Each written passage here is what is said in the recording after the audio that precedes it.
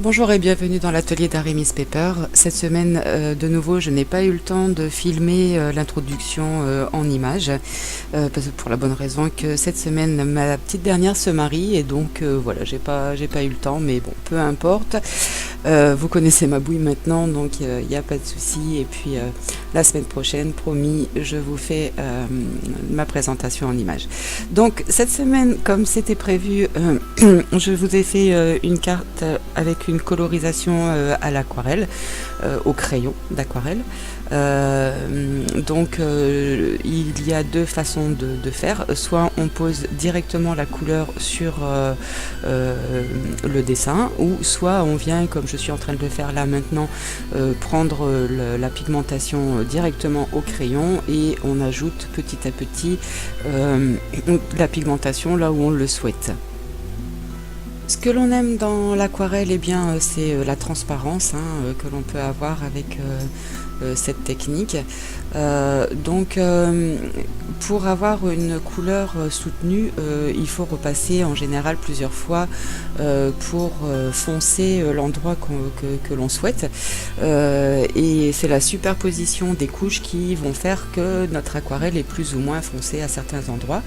Donc je ne joue pas tellement avec beaucoup de pigments, mais je joue avec la superposition des couches. Donc j'attends en général que ça sèche à un endroit et je viens colorier un autre endroit en attendant que l'autre endroit sèche, et je reviens sur l'endroit qui a séché pour ajouter de la pigmentation. Donc à savoir que l'aquarelle en général ça ne se mélange pas lorsque c'est sec, ça va se superposer mais ça ne va pas se mélanger.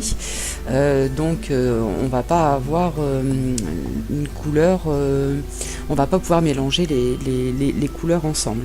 Ça va se superposer et par la superposition on verra la couleur du dessous, mais ça va pas mélanger les couleurs. Une fois qu'elles sont sèches, ça ne se mélange plus. Pour moi, cette méthode est quand même plus rapide que le crayon de couleur ordinaire que je vous ai montré la semaine dernière.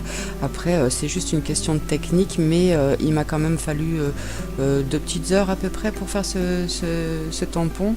Donc, pour moi, je pense que c'est plus facile à apprivoiser que les feutres à alcool, par exemple. Après, c'est vraiment juste une question d'entraînement et on ajoute un petit peu à la fois, on superpose. Et puis c'est de cette façon là qu'on va réussir à faire ressortir les ombres, les lumières et mettre en relief ce qui doit être mis en relief.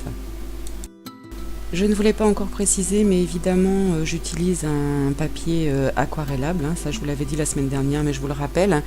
Et entre deux, j'ai aussi, on ne le voit pas là à l'image, mais j'ai un sopalin, enfin un essuie-tout juste à côté, pour essuyer ma mine quand il y a trop de pigmentation, ou quand j'ai mis un peu trop d'eau, ou encore quand je veux venir estomper légèrement sur mon dessin, lorsque je veux atténuer quelque chose qui est un peu trop fort à mon goût. Alors je viens avec mon essuie-tout et je tamponne à l'endroit où j'ai mis trop de pigmentation à mon goût. Pour le reste, il n'y a pas grand chose à dire, les images parlent d'elles-mêmes, donc je vais vous laisser simplement regarder le tuto.